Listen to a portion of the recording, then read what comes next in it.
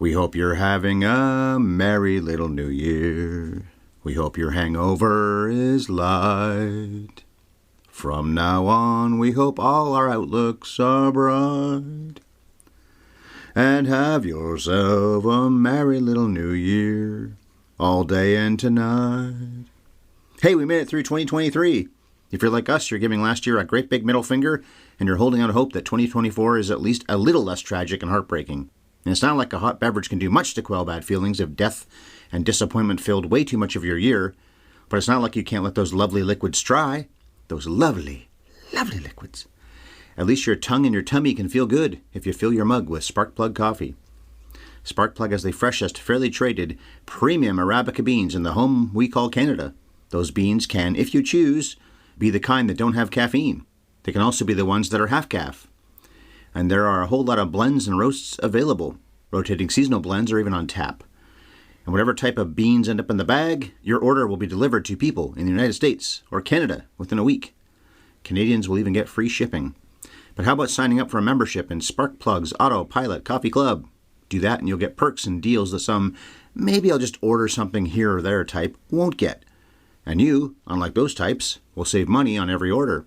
You can also customize to get your orders when it suits your drinking needs.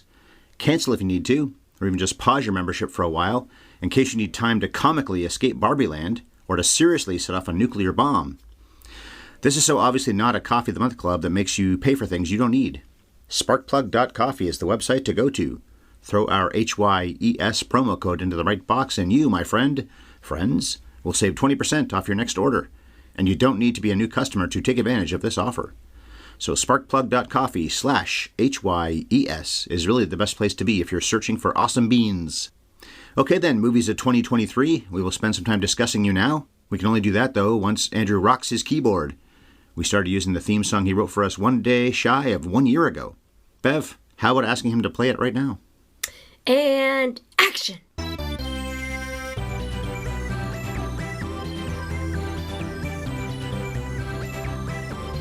Have you ever seen the best movies of 2023? Usually I put a film title in there, but we're going to be talking about all sorts of flicks today. And we'll also be answering your emails, tweets, and YouTube comments. We were way overdue to get to those. Anyway, welcome to episode number 559 of Have You Ever Seen? The Monday morning lip wag that's usually about movies from the past. In today's case, it's the very recent past. I'm a believer of the Barbenheimer hype, Ryan Ellis. And here's the ultra-feminist who dug the Barbs, but didn't so much dig on Robert J., my wife Bev. That's me. Last year really was the story of those two mega hits that opened the same day, July 21st, 2023, Barbie and Oppenheimer. They were global phenomenons at the box office. Barbie was number 1 here at home and worldwide, while Oppenheimer was number 5 domestic and number 3 worldwide. Those rankings could still change, but it doesn't look like they're going to. The majority of people who saw those flicks loved them. They both have great numbers on Rotten Tomatoes, and now they're being nominated for all sorts of awards. So while that mega successful 1-2 punch was the story of the year, as for the year in movies, it was okay. Let's state off the top here that there's quite a few movies you and I haven't seen yet. Big proviso. We're recording this before the end of the year, and if you want like a full comprehensive list of the important films of the year, tune into our Oscars preview show when we'll be a little more informed, although we've been trying to fire through a lot of last-minute movies. That's about 2 months away. We haven't seen Killers of the Flower Moon. We haven't seen Napoleon. We haven't seen Poor Things. We haven't seen a lot. We've been trying to see all these movies this week, and I finally saw the first movie of the year that actually blew me away, and that was Anatomy of a Fall. Mm-hmm. Yesterday. We recorded this on the 27th. We really pushed it as late as we could. I still have to edit this thing, so it had to be now or never, I guess. I really liked Past Lives. I really enjoyed Barbie a lot.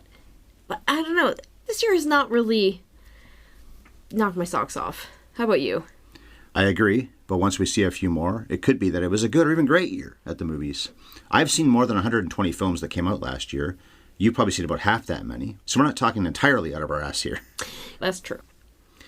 We also can't discuss 2023 without talking about the writer's strike and then the actor's strike. Months went by before deals were signed, movies were pushed back into 2024 and maybe beyond, and I bet a lot of things that have been in development will never see the light of day. Or if you're, Zaslav, it'd be a tax write-off. Creative guy. Yeah. I suspect the studio's response to all this is that fees for streaming services that were already going up steadily will go up even more.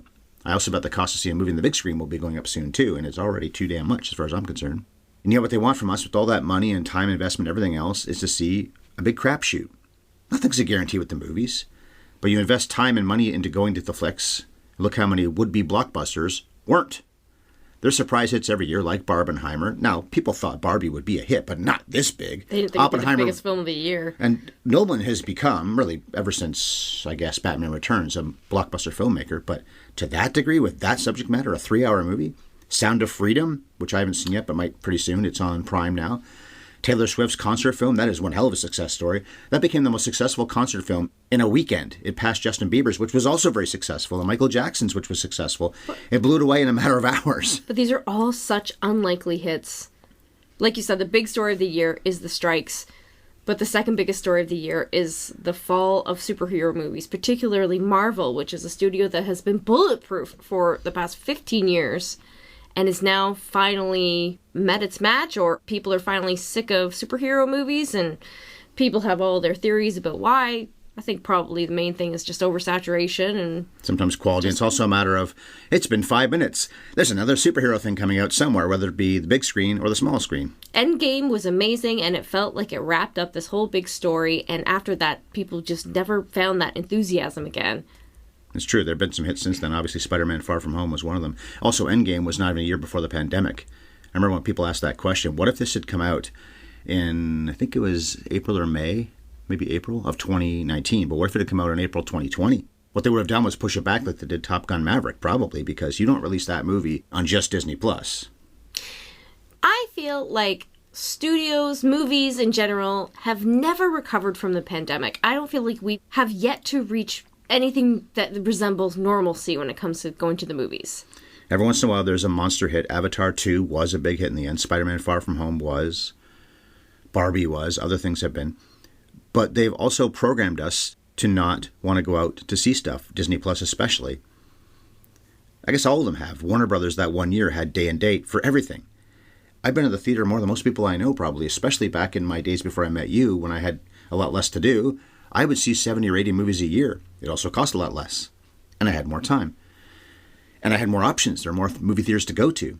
But there are a lot of reasons not to go anymore. And one of them is because, it's months away. When we were young, and I don't mean when I was 10 or 12. I wasn't even a movie fan then anyway. I was a sports fan. I didn't really care about movies that much.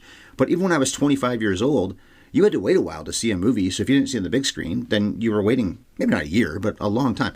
Now, it's a matter of a few months at most. Oh, yeah, the incentive to leave your house, to pay a fortune, to sit in less comfortable seats with a bunch of strangers who may ruin your experience for you. Yeah, freeze your butt off if it's the summer and you made the mistake of dressing for the weather instead of the frigid interior of a movie theater. We saw one of the best movies of the year just yesterday as we record this by paying $7 for it between us, not double that for each of us. And I think it was like 2 weeks ago. Oh, sorry, that was Anatomy of a Fall, if I didn't say that. Yeah, right.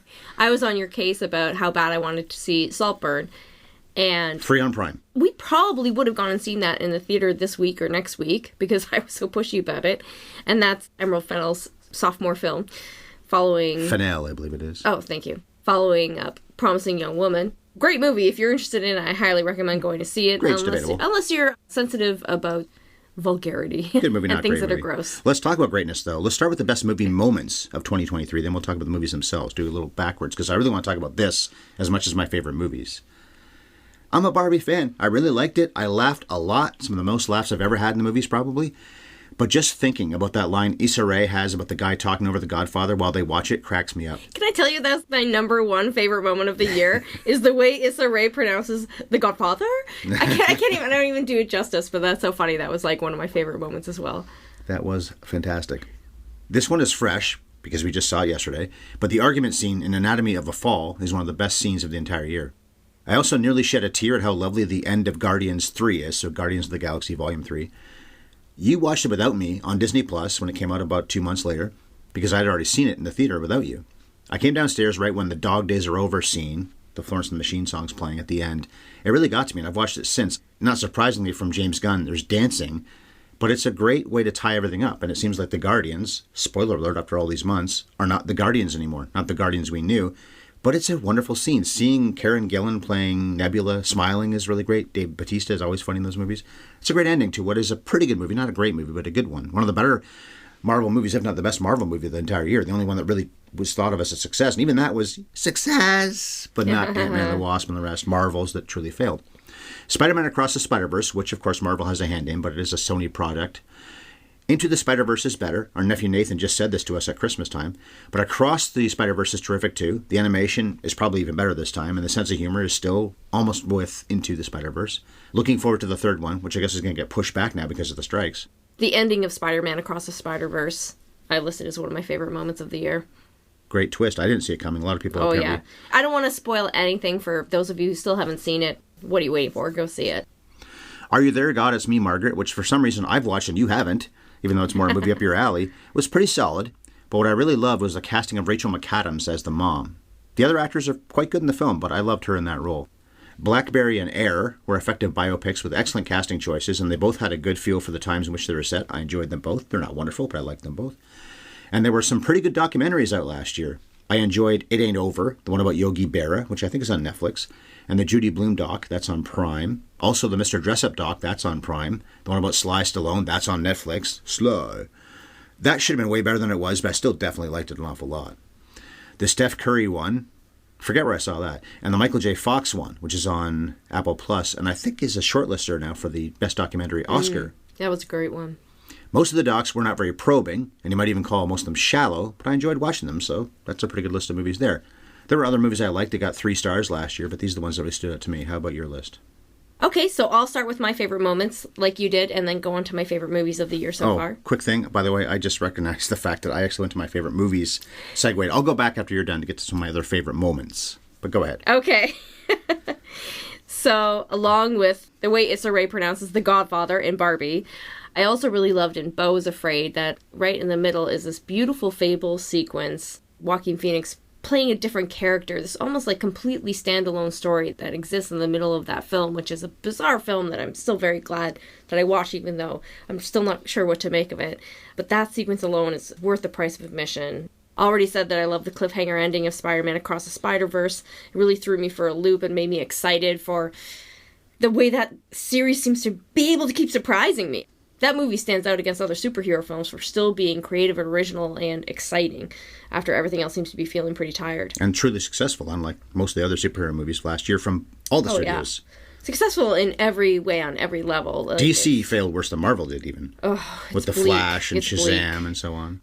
I really love the ending of Past Lives. It's a beautiful, slow film, excellent writing, excellent acting.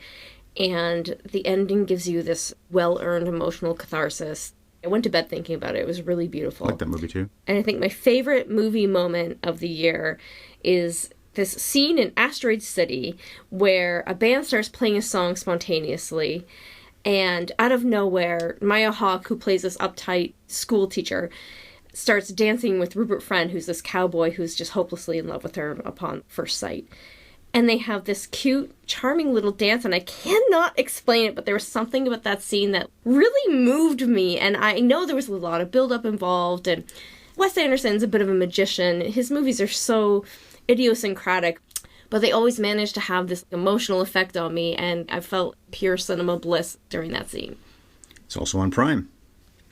So the moments I skipped past because I went down to see something else in my notes and then went right to the movies I liked last year rather than the moments. Even though I didn't love May December, I think it's way overrated, that bit early on where the music gets very serious and Julianne Moore looks in the fridge only to discover, I think we need more hot dogs, made me laugh out loud, especially when you see about 75 dogs on the grill in the next shot. The movie wasn't funny. I don't know why it's in the comedy category at the Golden Globes, but they do this all the time. The Martian was there. Get Out was there. But that was truly funny. The movie did not maintain that, but that was great. No Hard Feelings wasn't a great comedy, but Jennifer Lawrence's naked fist fight with 3 kids was pretty damn funny. Yes. And the early stuff in Beau was Afraid, more so than what you said, wowed me, especially when he runs naked out of his apartment. There's a lot of nude scenes last year. It was a big year for nudity, including in Saltburn. Saltburn, right. Beau doesn't come close to maintaining what's going on in the first 15 or 20 minutes, but that was pretty great. And Joaquin Phoenix, as always, is good in that whole movie. I guess I covered all the movies I liked last year. Yeah, I made that a little weird there by skipping over my moments to the movies. Any other movies you want to talk about that you loved last year beyond the moments? You talked about No Hard Feelings. I also want to give a shout out to far from perfect films, but the Please Don't Destroy film, The Treasure of Foggy Bottom, and Theater Camp and Bottoms, along with No Hard Feelings. I liked Bottoms far more than you did. I just want to say that but I did like it a lot more than you did anyway. I'm so grateful to see these unabashedly silly, straightforward comedies.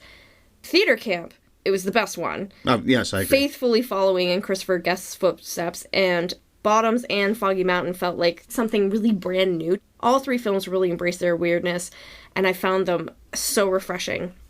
I want to give a shout out to The Killer, Fincher's new movie.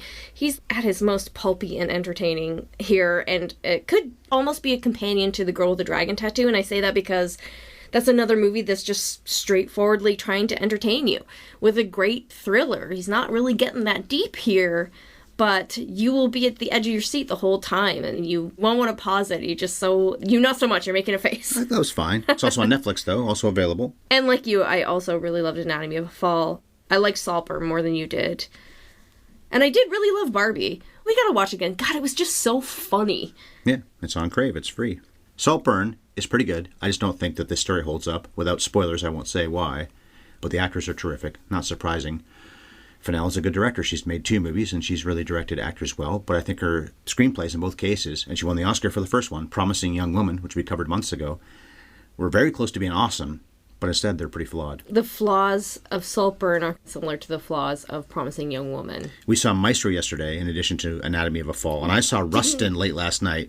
Both of those are on Netflix, and they're fine. Both of those two, you didn't see Rustin, are biopics. Part of the problem is not either of these movies' faults. I think Bradley Cooper is a wonderful director.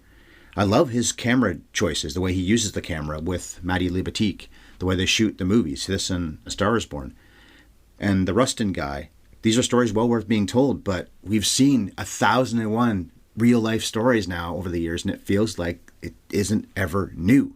Yeah. Occasionally I like biopics, but I especially hate a biopic that tries to cover a large span of time. There's just a flaw in the storytelling. It's impossible to tell like a really compelling story when you're trying to tell the story of somebody's whole life beginning to end. But at least in both cases of the Rustin guy, it's his last name is Rustin, and the Maestro dude, which is Bernstein. Bernstein? Why am I forgetting how to pronounce his name? I It was like yesterday. saying Bernstein in the film. Lenny! Neither of them is a drug addict, which is good, because so many other movies are about drug addicts. So it wasn't a red letter year for motion pictures, but we'll see more Oscar-caliber stuff in the next couple of months, and maybe we'll have a different feeling after that. We ended up thinking 2020 was a strong year at the movies once we finally saw the big titles. Not that big, I guess, but the ones that were nominated for and won Oscars. And also the ones that technically came out in early 2021. That would have been a disastrous year for movies, and not just because of the pandemic. We could be saying the same thing about 2023 once we've seen a few more. And the pandemic, you're right, we haven't really truly gotten out of that. Maybe we never really will. I think our biggest omission is we still haven't seen Killers of the Flower Moon. Waiting for Apple Plus. I know. We'll pay for it and not have to pay $30+ to see a 3.5-hour movie. Marty, I love you, but damn, man. Give my bladder a break. American Fiction we haven't seen. Zone of Interest. Yeah, a lot more we'll see. Yeah. Okay, so the email bag, which is the part I'm sure a lot of people are waiting for. MPLS Jack, better known as John, wrote a glowing review on our Apple Podcasts webpage, even calling us masters. Okay. John! He discovered us during the worst days of COVID, and he says we feel like a place to call home when it comes to thoughtful movie commentary. And he thinks that you, Bev, are his soulmate, especially when it comes to the art of filmmaking. He says he never disagrees with your take on the movies we cover. There's more in the review, but those were the highlights. I want to hear what he thinks of Oppenheimer. Which you did hate. I hated it. Save it for the Oscar show, because that's going to get nominated for all the big ones. Sometime Listener, that's the name of the person there, that's their handle, wrote a briefer review on Apple Pod, saying nice things too. Oh, and I should brag that Sometime Listener and John gave us 5 stars, so we thank both of them for their feedback. As for YouTube comments, Orange Flava asked us if we think Dr. Nichols in The Fugitive would have gotten away with drug fraud and even Helen Kimball's murder once he went to trial. Because he is alive. He's going to trial, right? So what do you think? I'll give an answer first, and maybe it'll influence yours. He's a rich doctor, and the man accusing him was already convicted of killing his wife. Don't forget, that's public. Richard Kimball's this terrible murderer. We know the truth, but the world doesn't. Chicago doesn't. I think Nichols gets off. I think it's the 90s. A story like this would dominate the headlines to the level of O.J. Simpson. It would be one of those inescapable stories. He got the real killer. He's such a sympathetic character that once the media got a hold of his story, he would be bulletproof. Who's I the agree. he? Even though Kimmel, Okay. Dr. Kimball does break quite a few laws in his pursuit of justice. I think we said that in that podcast, too. Okay, Howard tweeted us several days ago to say we did a fantastic job breaking down The Miracle Worker. I guess he recently visited Helen Keller's house, so for him at least, our review was timely. I think he found, actually, the podcast that Chris and I were doing on Scoring at the Movies before he came to us. I got the feeling he actually, I think, commented on those podcasts before he ever commented on ours. Well, if we have a good take on The Miracle Worker, then that's good news for us because we are the only people with a take on The Miracle Worker. It's incredibly hard to find people's opinions on The Miracle Worker because they didn't really seem to say much except about the performances. Probably the smallest Wikipedia entry for a movie I've seen in a long time. I found it very frustrating because I often like to use those things as jumping points to get my brain working and thinking about it. I'm not trying to steal their stuff, but yeah, give us an idea. I like to give credit where it's due. If there's somebody else's idea, I do like to make sure that they get credit for it. But tell your friends. Tell your Miracle Worker friends. Emails sending to haveyoueverseenpodcast@gmail.com. Jess is a regular communicator with us. She's a really good writer, by the way, and I'd say she feels like a friend we've never met. She's been commenting to us for many years. Anyway, she wrote to us back in January to say she was like you and didn't dig on Almost Famous. Although she did love Jason Lee in it. I think you're both wrong. It's a wonderful movie and one of the best of the past 20 plus years. For those of you who haven't listened to that podcast, I actually broke it to Ryan during the podcast that I don't like that movie because I had never had the heart to tell him because I know he loves it so much. Fair enough, right? A few months later, Jess contacted us about our Promising Young Woman review. She liked our take on it, and I think she agreed with what we said, but added this part in comparing it to Under the Skin, which we'll maybe cover later this year. Another movie I adore. And I'll quote her, "The basic plots are similar. A detached woman is on a mission to lure men. Then due to circumstances, she abandons her mission. She realizes she can never have a normal relationship or a normal life, and then she ultimately dies at the hands of a rapist. I don't think the two movies are trying to say the same thing, but that's something that jumped out at me." That's the end of her quote. Your thoughts? I love that. That is so fascinating. And she's onto something, and maybe Emerald Fennell was influenced by Under the Skin. When we do cover Under the Skin, there's going to be so much to talk about and to think about, and I would love to get into what that movie says about predators, about female predators in particular. Absolutely, Promising Young Woman would have reflected that as well. And then a few months after that message, she wrote another one to say she appreciated that we covered United 93. That was back in September. It was 9/11. We posted that around. It was on 9/11. But she wasn't planning to actually watch it herself. She was glad to hear us say that United 93 and Oliver Stone's World Trade Center weren't cash grabs, but she just can't stand the idea of watching them. Although she works in the medical field and she does appreciate gallows humor, which I guess we engaged in during that episode. Probably we did. I don't remember now. Plenty of my nutshells over the years have been gallows humor-esque, so I guess she appreciates that. Every once in a while I've made you go, oh no! So, we do it.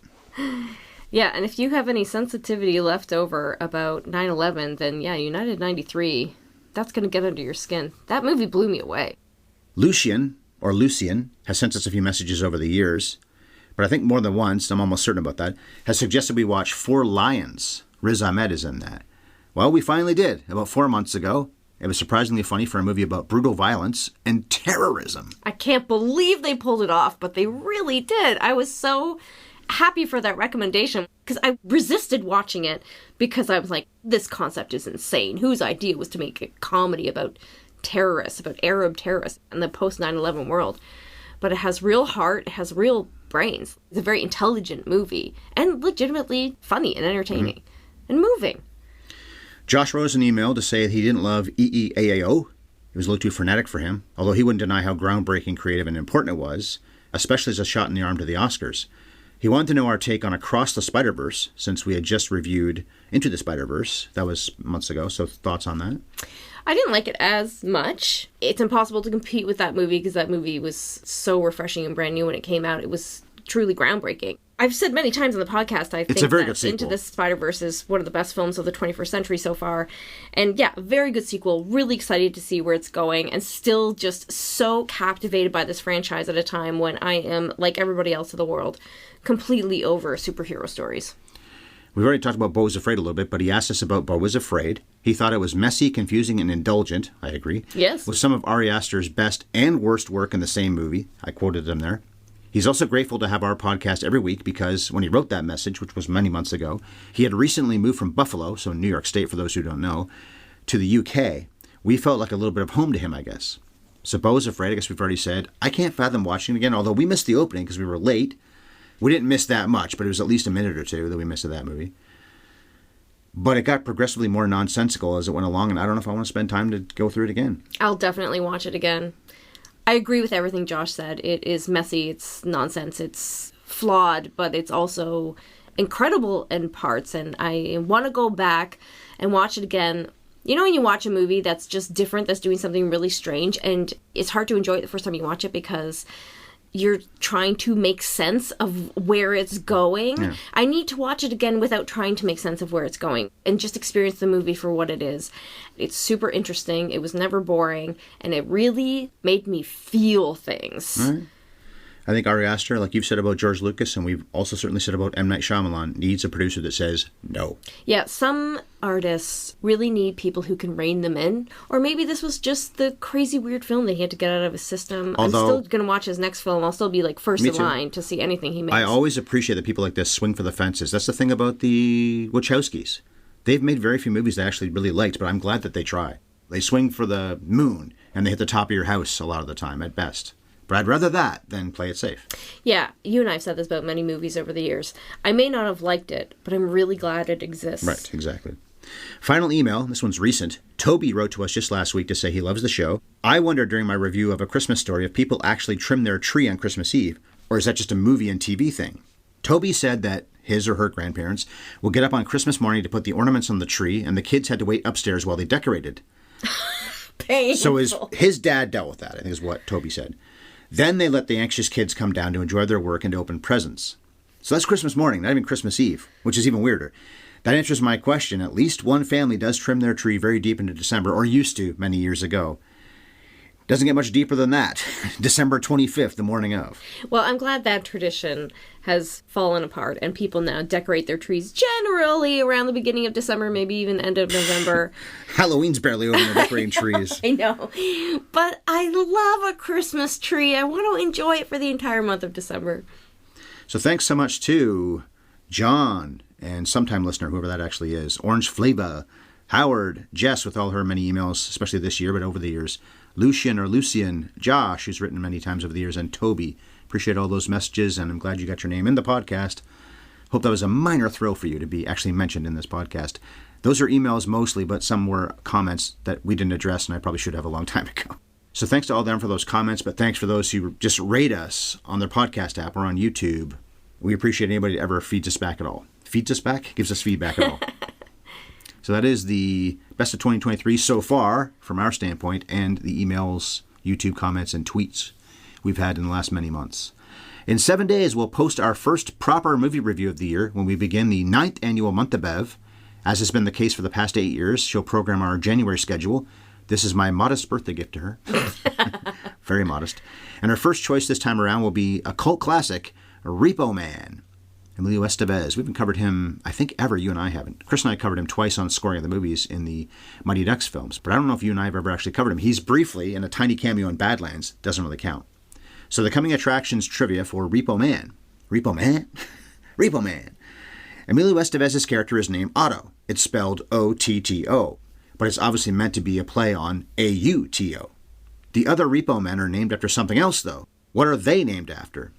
All right, so for the answer to that, check out next week's podcast about Repo Man. You already know how to find us, but let me remind you to favorite or subscribe wherever you listen, which is also where you can find our archive of hundreds of episodes that are available for free. Want to end up in our next mailbag episode? In 2 years? Leave us a rating and a review. It's a great way to support the podcast. Or you can email us. Have you ever seen podcast@gmail.com? We're both somehow still on Twitter. I'm at Bev Ellis Ellis and Ryan is at MovieFiend51. You can actually find me on Threads now at Bev Ellis Ellis, but Ryan has not made the leap yet. You can also find our podcast on YouTube. Our channel is at HYES Ellis. And to enjoy freshly roasted premium premium coffee delivered straight to you in Canada or the US, please go to sparkplug.coffee/HYES and enjoy a 20% discount. Happy New Year. Hope you're all not feeling too badly. Here's we post this podcast either late on the 31st when I was not able to see straight or sometime on January 1st during the day. Hope you had a lot of fun last night, as I'm sure we did. Let's go watch The Godfather. I'll just talk over it the whole time. The Godfather?